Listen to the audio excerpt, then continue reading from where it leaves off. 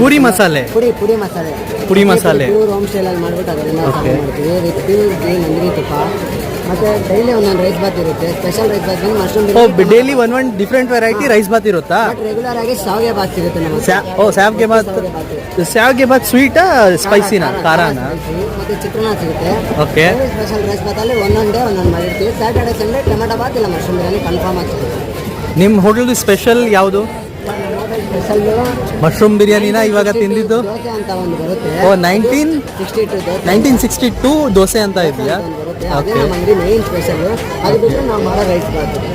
Rice Baat ಅಂತೂ ನಾನು taste ಮಾಡ್ದಲ್ಲ, ನೀವು ಅಷ್ಟು ಹೇಳ್ದಲ್ಲ, ಒಂದು ಬೈಟ್ಗೆನೆ ಸಖತ್ತಾಗಿತ್ತು ಸರ್. ಆ್ಯಕ್ಚುಲಿ ಅದು ನಮ್ಮ ಹೋಮ್ ಮೇಡ್ ರೆಸಿಪಿ, ಬೇರೆಯವ್ರ ನಾವು ಹೌದು ಎಕ್ಸಾಕ್ಟ್ ಹೋಮ್.